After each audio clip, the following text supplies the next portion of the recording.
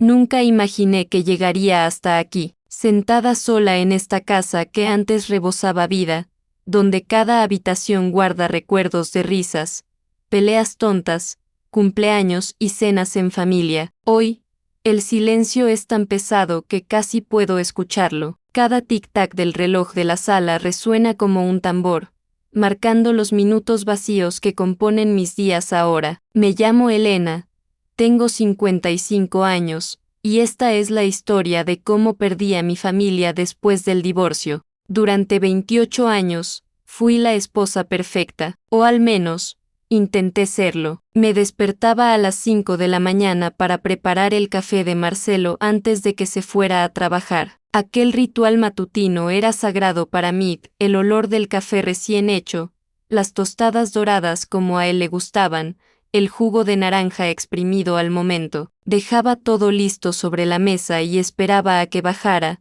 aún sabiendo que muchas veces solo agarraba la taza y salía sin decir buenos días. Después llevaba a los niños a la escuela. Carolina siempre fue la más organizada, se levantaba temprano, desayunaba conmigo mientras repasaba las lecciones. Gabriel era lo contrario, tenía que llamarlo 3, 4 veces hasta que por fin se levantaba de la cama, refunfuñando. Participaba en todas las reuniones de padres y maestros, conocía a cada profesor por su nombre, sabía exactamente en qué materia tenía dificultad cada uno de mis hijos. Ayudaba con las tareas hasta tarde, sobre todo con Gabriel, que siempre tuvo dificultad con matemáticas. Organizaba fiestas de cumpleaños temáticas que me llevaban semanas de planificación. Recuerdo el cumpleaños de 7 años de Carolina, con tema de Blancanieves. Le hice el vestido a mano, decoré toda la casa, preparé cada dulce. Ella quedó radiante, y esa sonrisa en su rostro hacía que todo valiera la pena. Para Gabriel, a los 9 años, transformé el patio en un campo de fútbol completo, con banderines de todos los equipos, trofeos de chocolate y hasta un mini campeonato con sus amigos. Yo estaba presente, siempre presente. Marcelo era un buen proveedor. Eso no puedo negarlo. Trabajaba mucho como gerente de una empresa de logística, salía a las 7 de la mañana y volvía a las 9, 10 de la noche. Pagaba las cuentas al día, nos daba comodidad. Nunca faltó nada en casa. Teníamos una vida de clase media confortable, con viajes ocasionales en vacaciones, escuela privada para los niños y un buen seguro médico. Pero con el tiempo, nuestra relación se fue transformando en algo mecánico, vacío. Él llegaba del trabajo, cenaba en silencio mirando el celular, veía televisión sin realmente prestar atención y se dormía.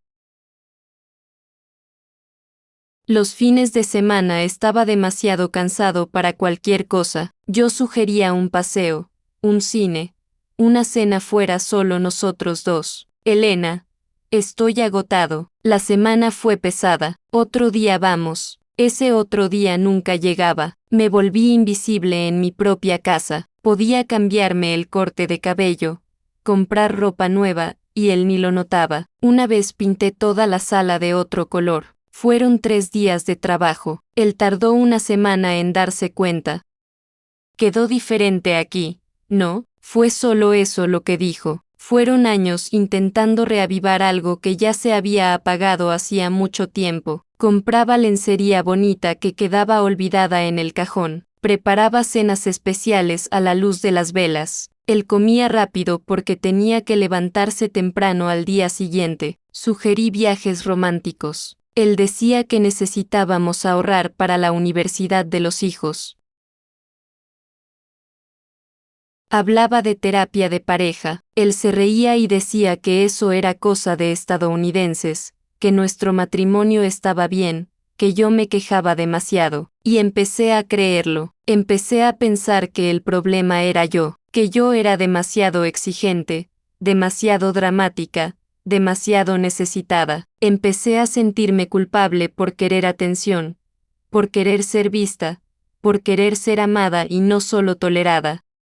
Me sentía egoísta por desear que mi marido me mirara con deseo, con interés, con cualquier cosa más allá de esa indiferencia educada. Busqué refugio en otras cosas. Volví a pintar, algo que me encantaba hacer antes de casarme, pero que había abandonado. Entré en un club de lectura del barrio, hice amistad con otras mujeres. Empecé a hacer yoga. Esas pequeñas cosas me mantenían cuerda, me daban algo más allá de ser esposa y madre.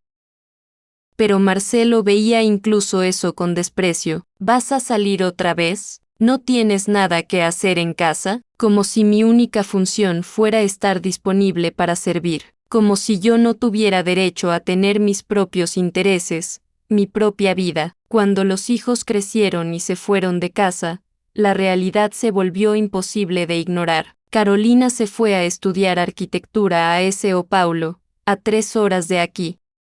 Recuerdo el día que la dejamos en el departamento que compartiría con otras 3 chicas. Le acomodé todo, puse toallas en el baño, llené la nevera, organicé el armario, lloré todo el camino de regreso. Gabriel consiguió un buen empleo en una multinacional poco después de graduarse en ingeniería y alquiló un departamento a 20 minutos de casa. Podría haberse quedado con nosotros, haber ahorrado dinero, pero prefirió su independencia. Yo lo entendía, claro. Es parte de crecer, pero la casa quedó tan vacía, y fue en ese vacío cuando por fin sexta la verdad cruda. Yo ya no tenía un matrimonio, tenía un acuerdo de convivencia, 2 personas compartiendo el mismo techo, la misma cuenta bancaria, el mismo apellido, pero completamente desconectadas emocionalmente. Intenté una última vez. Planeé un viaje para nosotros 2, un fin de semana en una hacienda hotel romántica que una amiga me había recomendado. Hice la reserva, pagué por adelantado, preparé las maletas. Cuando se lo conté a Marcelo, 2 días antes, frunció el ceño. Elena, esta semana va a estar pesada en el trabajo, no es un buen momento. Ya pagué, Marcelo, ya está todo reservado, entonces debiste consultarme antes. Fuimos, pero fue un desastre. Se la pasó todo el tiempo en el celular, respondiendo correos de trabajo, haciendo llamadas. En la cena, intenté conversar, hablar de nosotros, del futuro, de lo que queríamos para esta nueva etapa de nuestras vidas ahora que los hijos se habían ido. Me cortó a la mitad de la frase. Elena, basta con eso, te inventas problemas donde no los hay, todo está bien entre nosotros. No está bien, Marcelo, hace años que no conversamos de verdad, no tenemos intimidad, no tenemos conexión, eso es matrimonio, Elena, no es una novela. Madura, esa palabra, madura, me golpeó como una bofetada, como si mis sentimientos fueran inmadurez, como si querer ser feliz en mi matrimonio fuera infantil. Volvimos a casa al día siguiente en silencio, y fue durante ese silencio de 2 horas en el coche cuando tomé la decisión. A los 52 años, después de meses reuniendo valor, pedí el divorcio. Esperé a que llegara del trabajo un viernes. Preparé una cena sencilla. Esperé a que comiera. Mi corazón latía tan fuerte que estaba segura de que podía escucharlo. Mis manos temblaban cuando serví el café. Marcelo, tenemos que hablar. ¿De qué? Ni siquiera levantó la vista del celular. Quiero el divorcio. El silencio que siguió fue ensordecedor. Por fin me miró, con una expresión que nunca le había visto, confusión, rabia, incredulidad, todo mezclado. Estás bromeando, ¿verdad? No, no soy feliz en este matrimonio desde hace mucho, y creo que tú tampoco. Nos perdimos, Marcelo, o tal vez nunca nos encontramos de verdad. Su reacción fue sorpresa y después rabia. ¿Cómo podía destruir a la familia? ¿Cómo podía ser tan egoísta? Después de todo lo que él había hecho por mí, trabajó como un condenado durante 28 años para darnos comodidad, pagar las cuentas, dar lo mejor a los hijos. Y yo estaba tirando todo a la basura. ¿Por qué? ¿Por qué no me sentía realizada? Él no gritaba, Marcelo nunca gritaba.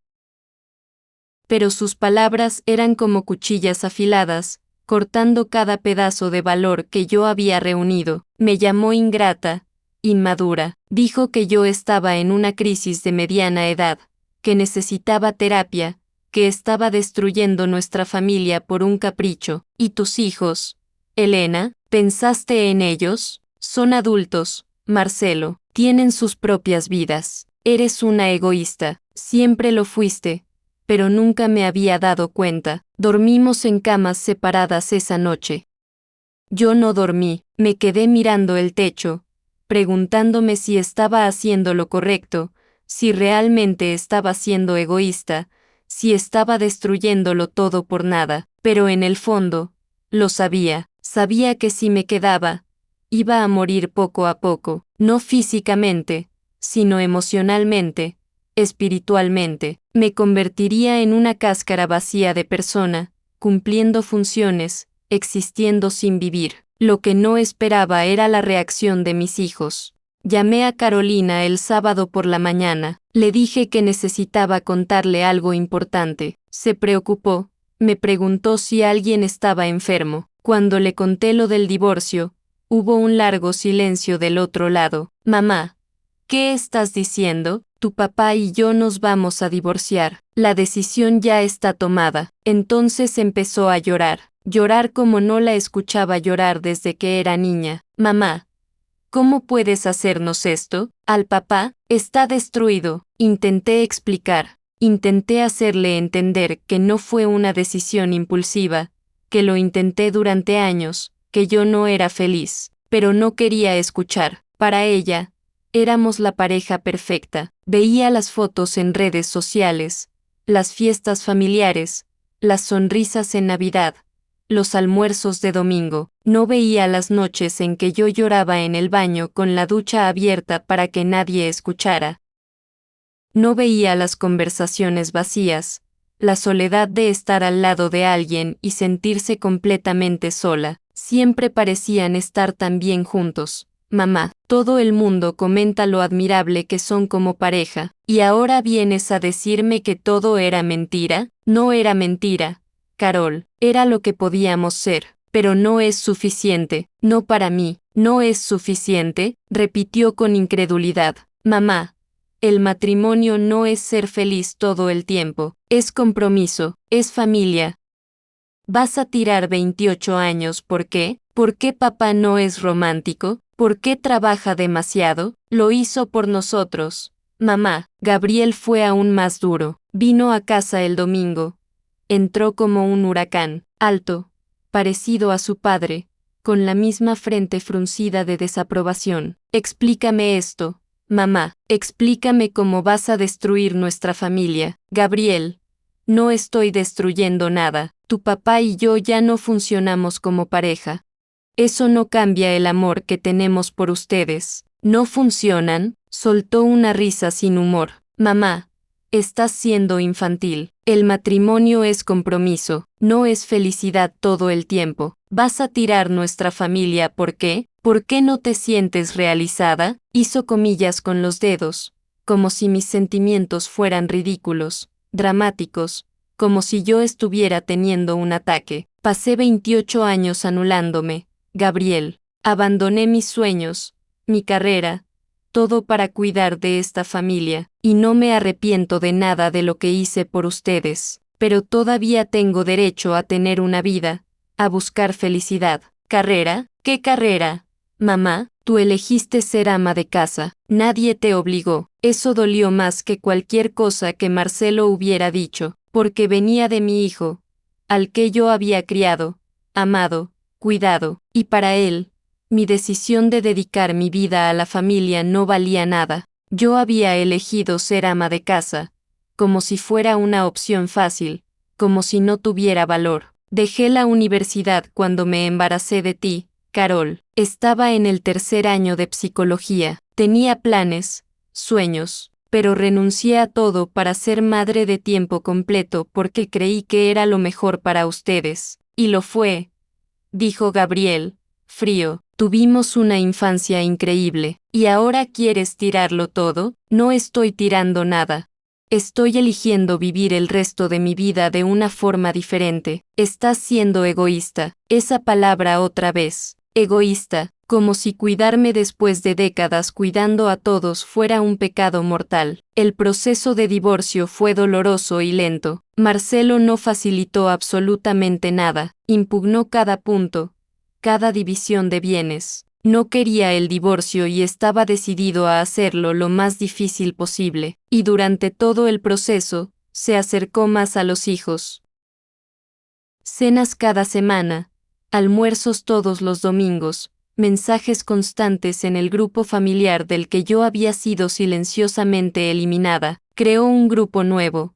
Sin mí, me di cuenta por casualidad cuando Carolina mencionó una conversación del grupo de la familia y yo noté que no había recibido esos mensajes. Cuando pregunté, se puso incómoda. Mamá, es que, papá creó un grupo nuevo, ya sabes, para organizar las visitas y esas cosas. Organizar visitas.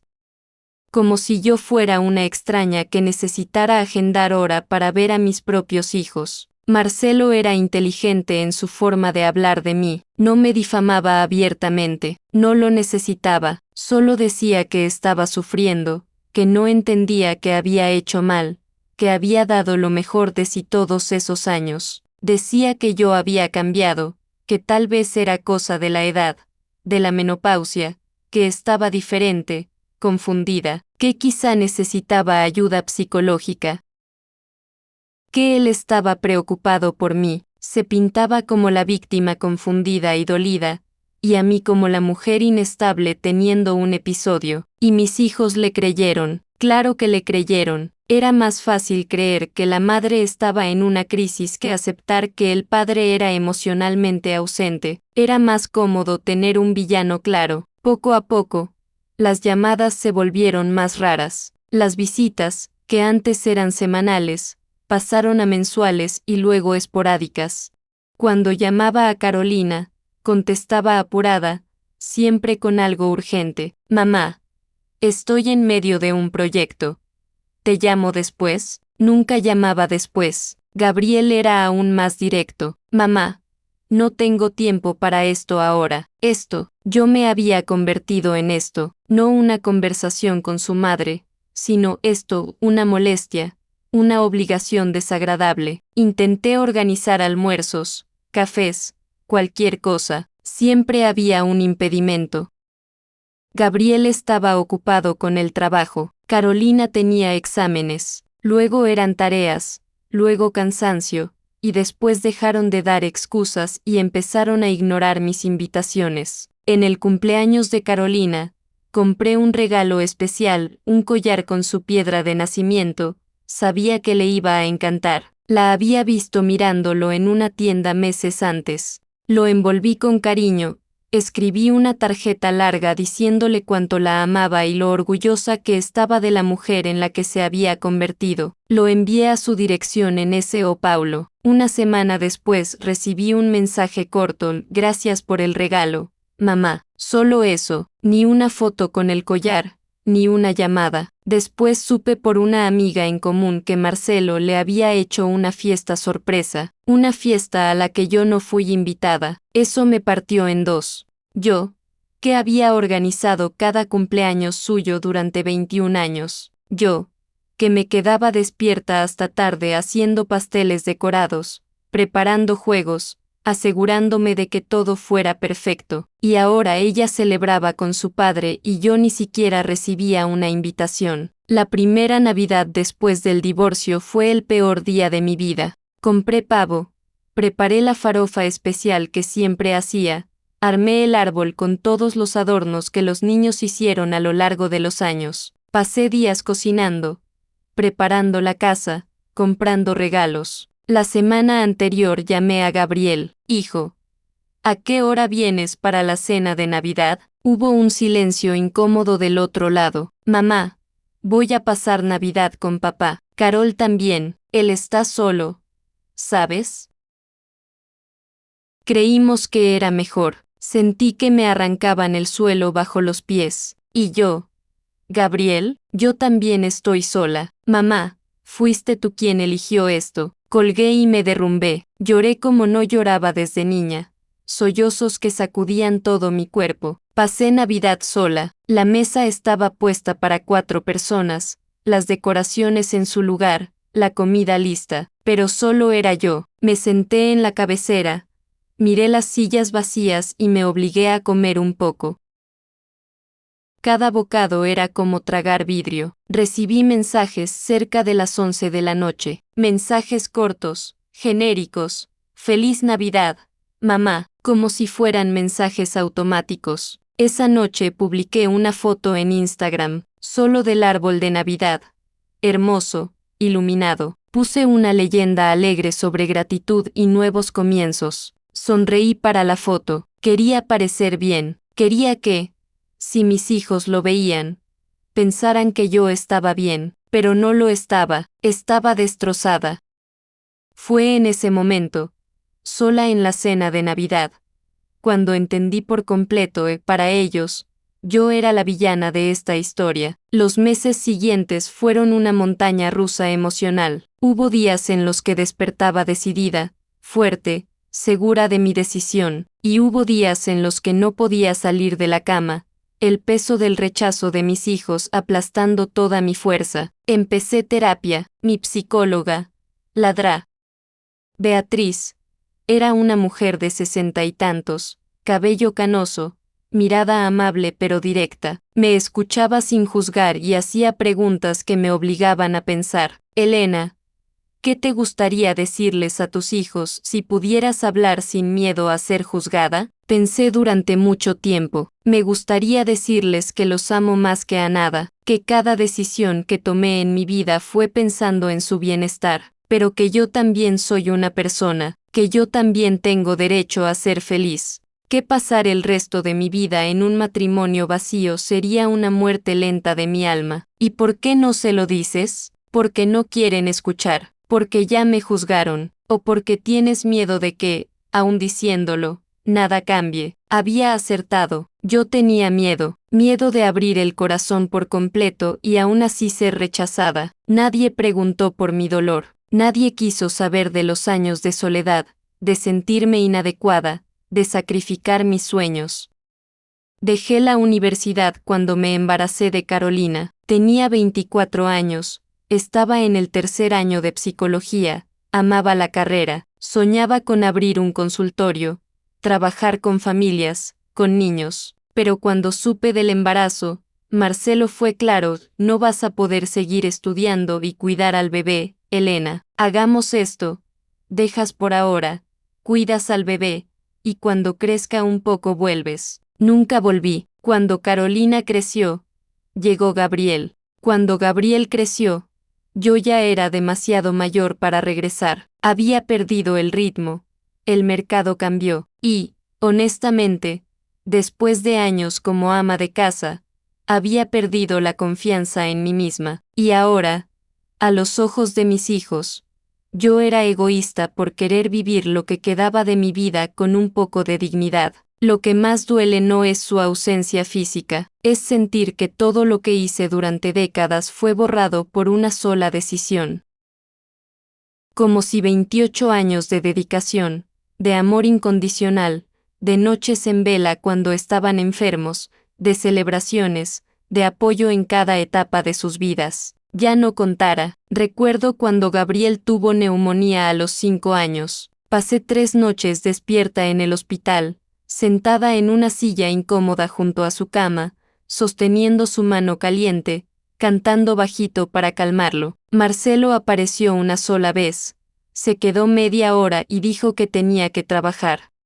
Recuerdo cuando Carolina aprobó el examen de ingreso, sabía que quería arquitectura, pero estaba insegura. Pasé meses hablándole, investigando la profesión, visitando estudios, mostrándole que era capaz. Cuando salió el resultado y había aprobado, me llamó llorando de alegría. Fuimos a cenar para celebrarlo, solo nosotras dos, y me dijo: mamá, no lo habría logrado sin ti. ¿Dónde estaba ese recuerdo ahora? ¿Dónde estaba la niña que decía que no habría podido sin mí?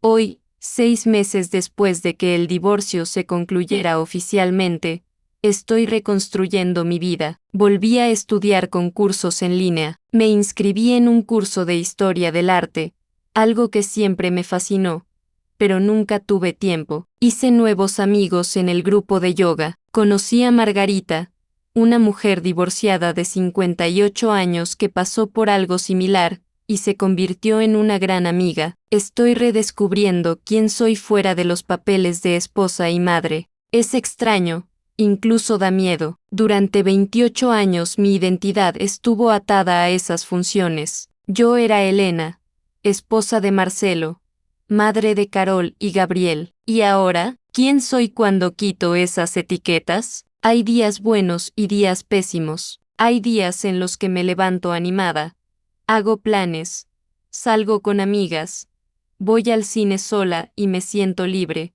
poderosa. Y hay días en los que me pregunto si tomé la decisión correcta, no por Marcelo, no, sino por mis hijos.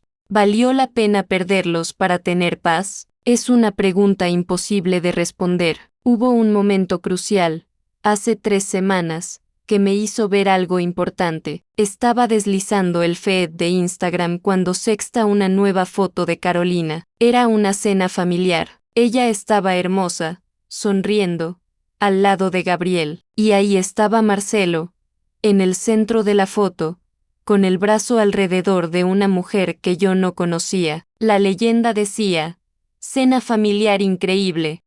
Los amo, con varios emojis de corazón. Ciro. Apenas 3 meses después de que el divorcio se finalizara, Marcelo ya tenía a alguien, una mujer aparentemente más joven, bonita, sonriente, y estaba siendo presentada a nuestros hijos como si fuera lo más normal del mundo, como si 28 años de matrimonio pudieran ser reemplazados en 3 meses. Lo que me impactó no fue que él tuviera a alguien, honestamente, no me importaba. Lo que me destrozó fue ver a mis hijos aparentemente felices con esa situación, posando para fotos, sonriendo, aceptando a esa mujer en su familia, mientras yo, que los di a luz, los crié, los amé incondicionalmente, estaba completamente excluida. Me senté y lloré durante horas, pero cuando las lágrimas finalmente se secaron, algo cambió dentro de mí, una claridad. Una aceptación dura pero necesaria, porque por fin entendí que no era sobre mí, nunca lo fue, era sobre la narrativa que ellos eligieron creer, la narrativa más fácil, donde hay un villano claro y víctimas inocentes, donde papá es el pobre que fue abandonado por una esposa loca, y no un hombre que pasó décadas descuidando emocionalmente a su pareja. Era más cómodo culparme que reconocer que el matrimonio de sus padres era imperfecto. Era más fácil convertirme en la villana que aceptar la complejidad. Les envié un mensaje a los dos después de esa cena. No fue largo, ni dramático. No mencioné la foto, no acusé, no eché culpas. Carol y Gabriel, sé que están dolidos conmigo. Sé que no entienden mi decisión y tal vez nunca la entiendan, pero quiero que sepan algunas cosas. Primero, que los amo más de lo que las palabras pueden expresar. Ustedes son lo mejor que hice en mi vida y no me arrepiento de un solo día que les dediqué. Segundo, entiendo que estén confundidos y que necesiten procesar esto a su manera. Pero yo también estoy dolida por la forma en que fui apartada, juzgada sin ser realmente escuchada. Tercero, mi puerta siempre está abierta. Cuando estén listos para hablar de verdad, para escucharme sin juicios preconcebidos, aquí estaré. Y por último, espero que algún día puedan verme como una persona completa, con necesidades, deseos y dolores, no solo como la madre que debería sacrificarlo todo para mantener las apariencias de una familia perfecta. Los amo. Siempre los amaré. Elena, su madre. Envié el mensaje y esperé. Pasaron días, una semana, 2 semanas. Ninguno respondió. Esa falta de respuesta fue, de algún modo, una respuesta. Me dijo todo lo que necesitaba saber. No estaban listos. Tal vez nunca lo estarían. Y yo tenía que hacer las paces con esa posibilidad. Hoy me despierto y preparo café solo para mí. Desayuno en la mesa de la cocina leyendo un libro, algo para lo que nunca tenía tiempo. Salgo a caminar al parque todas las mañanas, observo a la gente, los perros, los niños jugando. Hablo con otras mujeres que pasaron por situaciones parecidas y descubrí que mi historia no es única, no es rara. Hay miles, quizá millones de madres que, después de divorciarse, fueron abandonadas por hijos adultos que se alinearon con el padre, mujeres que pasaron la vida entera cuidando a la familia y, cuando por fin eligieron cuidarse a sí mismas, fueron llamadas egoístas. Es una epidemia silenciosa. Mujeres de 50, 60 años, que dieron las mejores décadas de sus vidas por su familia, siendo descartadas y juzgadas cuando finalmente dicen basta. Hoy, a mis 55 años, estoy aprendiendo a vivir para mí. Estoy aprendiendo que cuidarse no es egoísmo, es supervivencia. Estoy aprendiendo que merezco ser feliz, aunque esa felicidad tenga un precio alto. El silencio de esta casa todavía duele, pero poco a poco, estoy aprendiendo a llenarlo con cosas que me hacen bien, con música que me gusta, con plantas que cultivo, con proyectos que siempre dejé para después. Estoy aprendiendo a ser mi propia compañía, y quién sabe, tal vez algún día, cuando mis hijos toquen esta puerta, si la tocan, no encontrarán a la mujer rota que abandonaron, sino a una mujer completa, que tuvo el valor de elegirse cuando nadie más la elegía. Esta es mi historia, esta es mi verdad. Y si tú estás pasando por algo parecido, quiero que sepas que no estás sola, que elegirte no te convierte en una mala persona, que mereces ser vista, escuchada y amada, aunque, por un tiempo, tengas que aprender a hacer eso por ti misma.